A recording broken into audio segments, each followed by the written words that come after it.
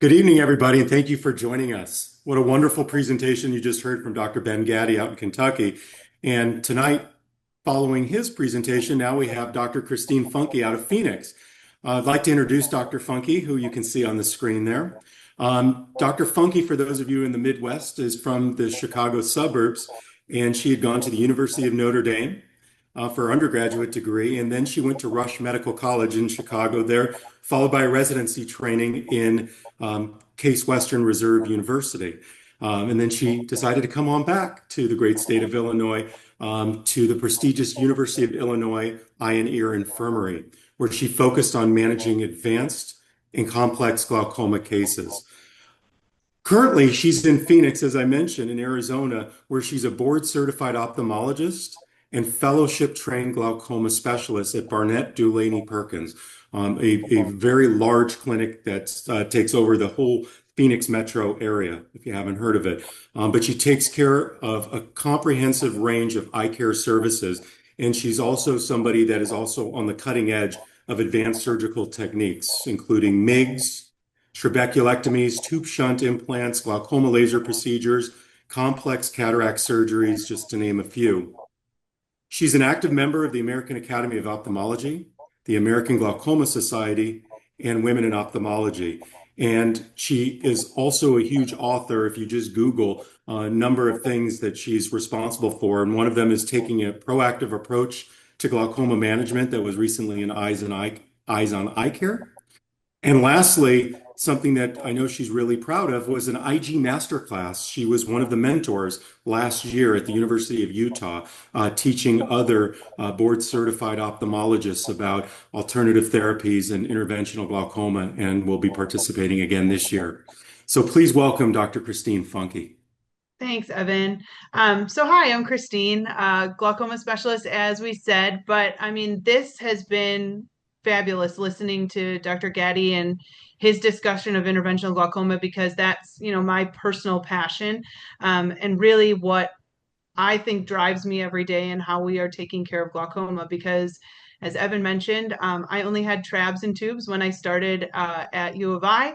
And we've really grown, and thank God for that, because trabs and tubes have their place, but it's nice to see that place shrinking pretty substantially as IG is becoming more to the forefront. So obviously I'm speaking on behalf of Glaukos here, but Glaukos has been an incredible partner when it comes to IG. They've really helped push this movement forward just as much, I think, as the physicians have. We need good partnership in order to get there. And what we're going to be talking about more today is going to be a lot of kind of piggybacking what Dr. Getty already talked about, which is IG, and how especially iDose and iStent Infinite kind of fit into my algorithm and how I like to treat IG. So with that, let's get going on some of these slides. This was discussed, but I think it can't be discussed enough because we still have way too much drop therapy going on out there in terms of glaucoma management. And why I say that is because we know a couple big things we've known for a long time, which is compliance has been a problem. And it continues to be a problem because eye drops just don't get taken, not the way that patients need them to in order to keep their visual field around. So if we know that's a problem already, we know that that hurdle or barrier needs to get tackled, right? So IG is a really good reason for that. And when we talk about drops, if we talk to patients about drops versus doing interventional glaucoma, one of the big questions I get from MDs, ODs, anybody who's doing this kind of work is, well, a lot of patients don't want the laser procedure. They don't want the minimally invasive procedure. How do you get to talk to them about it? And I think discussing the safety profile, and maybe in a different way, but discussing when a patient is in the chair of, instead of saying, how are you doing with your drops or are you using your drops? I usually even ask, what problems are we having with the drops? Just so that they can start to put in their own mind that this isn't going well, whether it's, again, compliance, how their eyes are feeling, etc. But just to back up also about why IG is so important is that we also know that people have a higher risk of blindness. We had a recent study done that looked at patients' compliance coming into clinic. Okay, so we know people aren't compliant with their medicines. They're also not very compliant coming back to see us. And those who don't come back to see us have a 2% or 2 times, greater chance of vision loss in a single eye.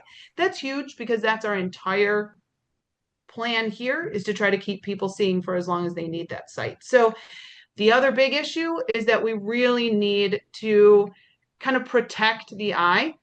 And by putting something in the eye, whether it's laser, some sort of drug-eluting medication, or MIGS, I know that I'm going to slow down the progression. And if they do disappear from us for several years, which plenty of patients do, that's just another reason that we want to use IG to really just, again, be building up our defenses so that when any of that non-compliance happens, we've got something else working.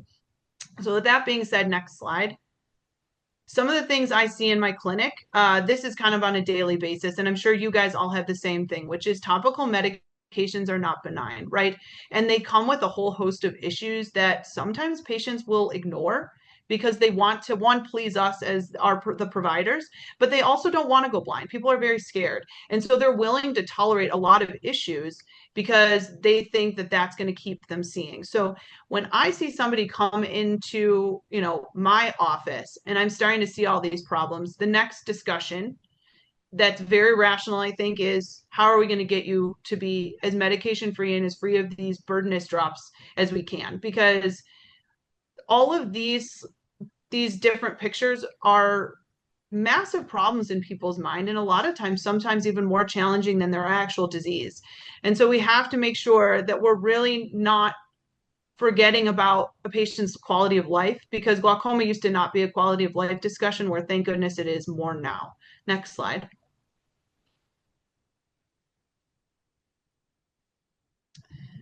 So with interventional glaucoma, when I think about it, it's a mindset of basically taking ownership away from the patients onto myself and ourselves to treat this disease of glaucoma. And so with that, what we're talking about is when we do any kind of, you can go forward to the next one, Evan, any kind of treatment, whether it's laser or procedural, we're going to have 24-hour maintenance of their eye pressure. And the reason that that's important is we also know about diurnal curve, but then also about the compliance. So again, we're tackling multiple barriers that we've known for a long time is the issue. Also, these are going to be very safe and efficacious. So when I talk to other colleagues and they start to ask me questions about when I'm intervening or how many drops I'll use before I go into intervention, really, I've become more and more aggressive with using intervention first line and often, because I know that all the other problems of compliance are never gone. And they're so ubiquitous throughout all of our practices that I really like to try and eliminate that by using as much intervention as I can. And also because they're very safe. We're not talking about high rates of complications like we do with tubes and trabs. We are talking about extremely low rates of complication to no complication at all. With SLT, I can't think of much of a complication. And even with minimally invasives, they take a very, very short amount of time in the operating room, similar to cataract surgery, but they're really efficacious for a really long time at getting pressures under control. And then again, like I said, quality of life is such a huge issue. I don't want to make the treatment I'm doing more burdenous than the disease, right? And especially when we're talking about early intervention or versus early drop use. When this disease is very early on, a lot of people don't seem to take it maybe to heart as much as they do when they're in the later stages. And so I think drop compliance may be even more of a problem in early stage disease because the quality of life gets more affected, and that's more important than the burden of disease, which is next to negligible in the beginning. And so if we can talk about getting rid of the quality of life issues that come with the drops by doing, say, an SLT first line, I think that that seems to be a much more reasonable way to get around the issues that we know about compliance and later potentially worsening that field. And then they're really getting burden of quality of life, not only by treatment, but also by the disease itself. So I think that that's a nice discussion to have with patients and letting them understand and know that what we are doing is trying to make their quality of life better for the longevity. Next slide. So here's this interventional mindset that it's really just been a huge change and shift. And I know Dr. Gaddy made a comment of glaucoma specialists are very slow to change. I think really practitioners generally are pretty slow to change. It's scary, right? It's scary to have this pattern that you've been doing for a very long time for treating patients, and then suddenly you're making a huge shift from always using eye drops and telling patients, if you don't take your drops, we have to do surgery, right? As the threat to, hey, we get to do surgery. This is great. You don't even have to worry about eye drops. It's such a massive flip. It is happening. I think this movement is becoming a faster snowball down the hill. As it started, it was still felt it feels too slow to me, right? I want everyone to get SLT first line. I want everyone who has cataract surgery to get some sort of minimally invasive as well. But we're seeing that change happen, and having all of us work together as a unit couldn't be more important, because you guys are the front line, right? As a glaucoma specialist, I am here. I think my best things that I can do to help the community of glaucoma and those patients are going to be surgery. That's what I can offer. But I need all of you to be able to send those patients to people like myself.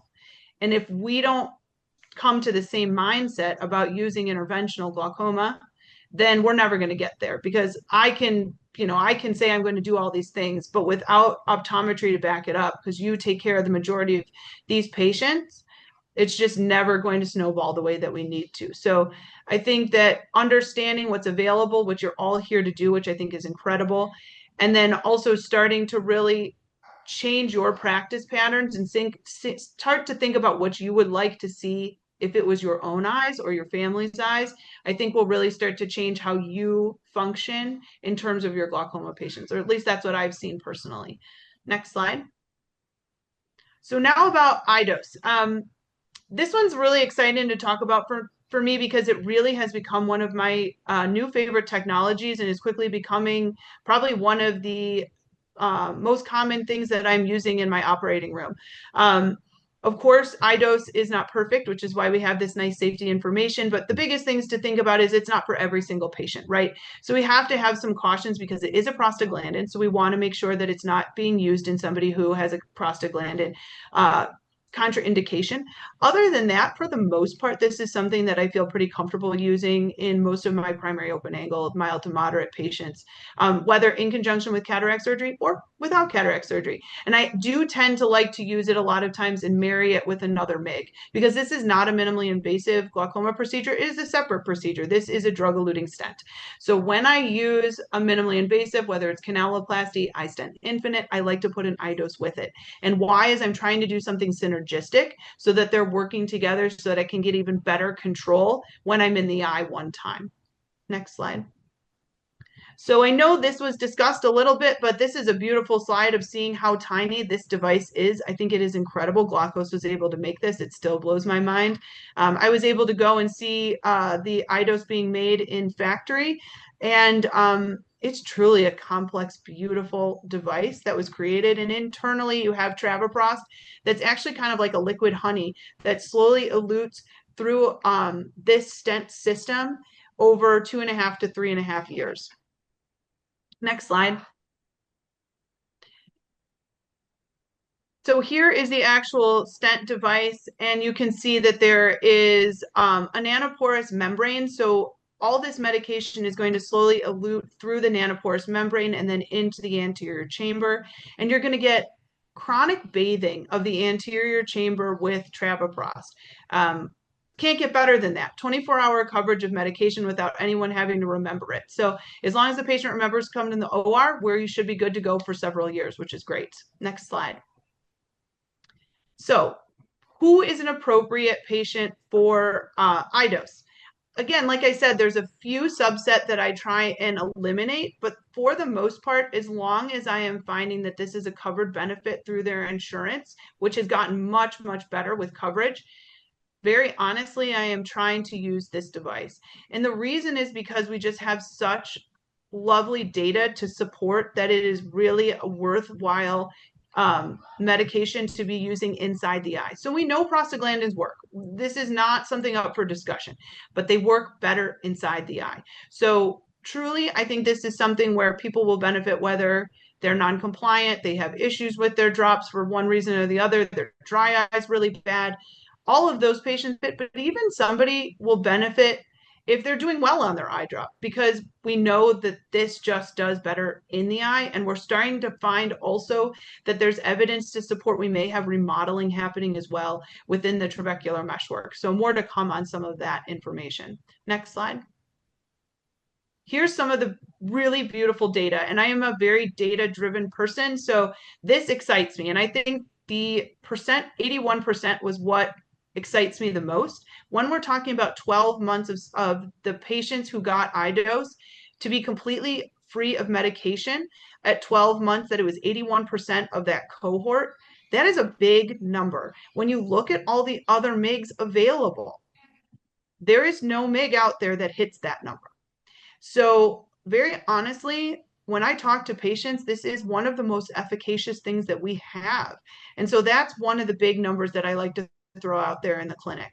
Another one is that it is statistically superior in lowering pressure versus topical similar prostaglandin medication.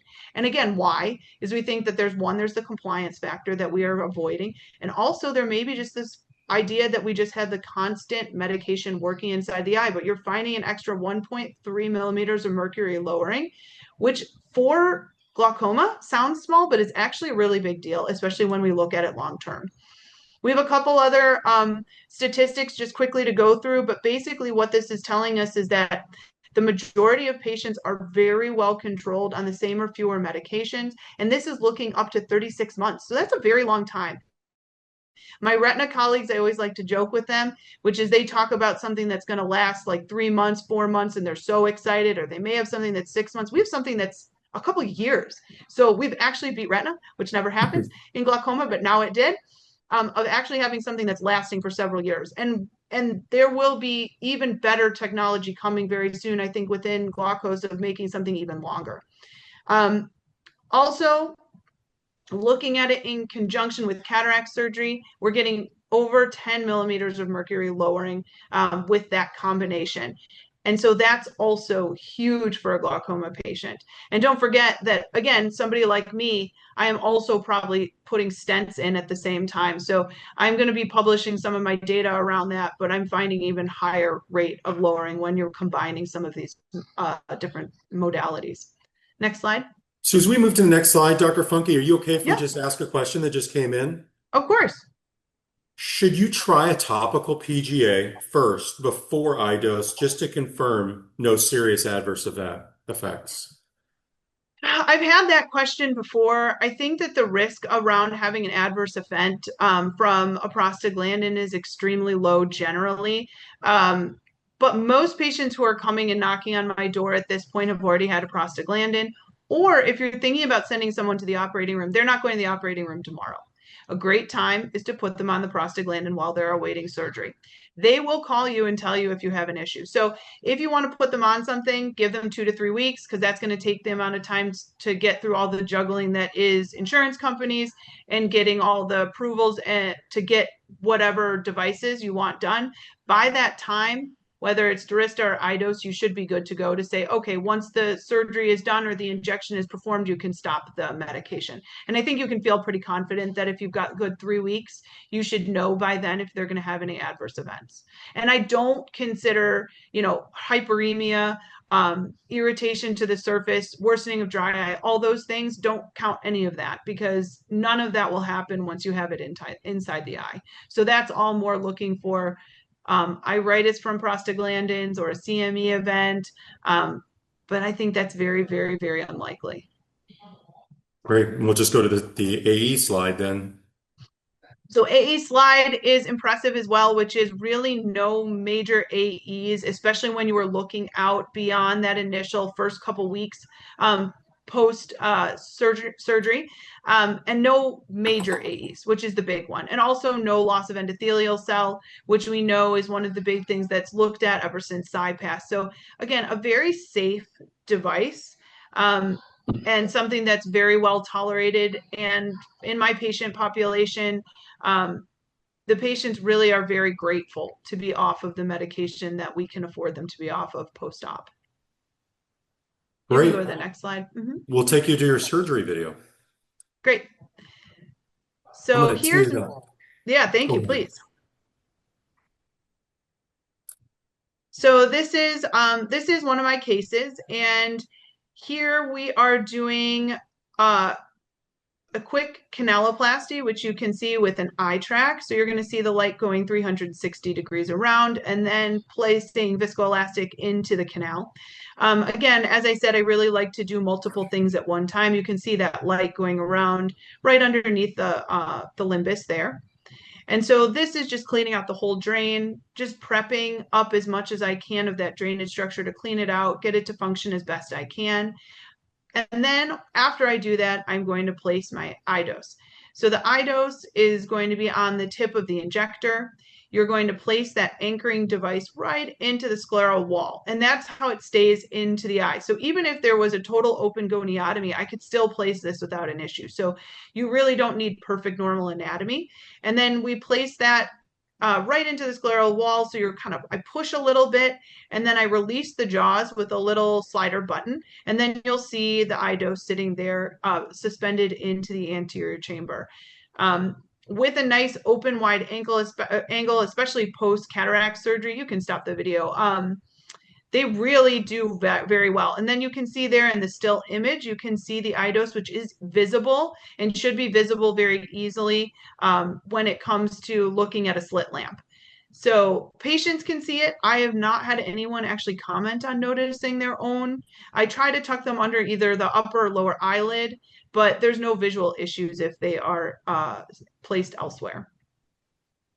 So simple to perform and lots of patient satisfaction by having their medicine placed in the eye.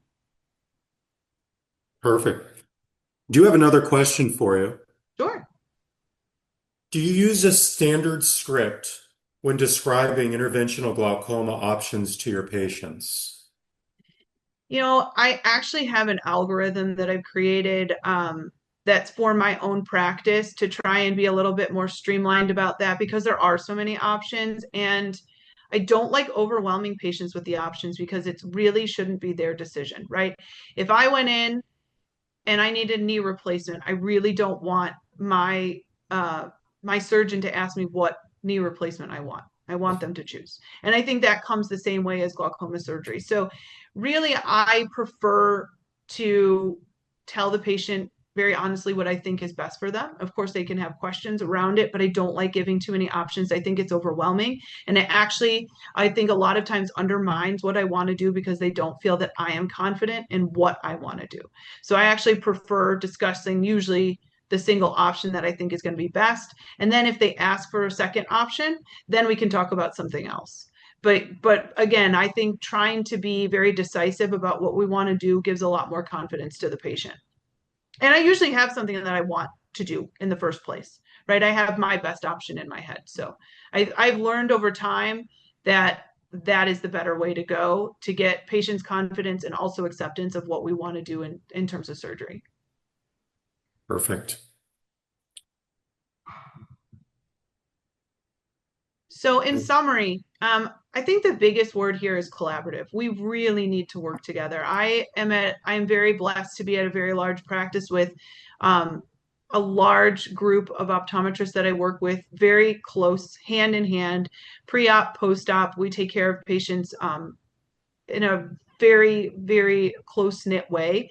And I think that that's very important, that we just need to understand how to work together to help patients get to a place of better control and less vision loss. And I think we have the opportunity with interventional glaucoma. I have seen it over my last 10 years. When I first put in my first eye stent, the number of cases that I have now in terms of tubes and trabs has just plummeted, thank goodness, while the number of interventional procedures is just going up, and patients are very, very happy to have other options.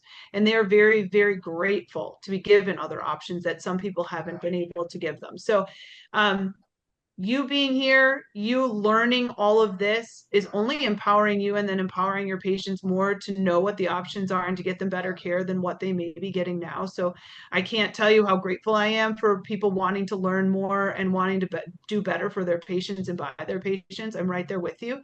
And I think that IG is really the new foray into really improving how we're treating people's eyes. So with that, I mean, bravo to all of you. And I'm here if anyone has questions.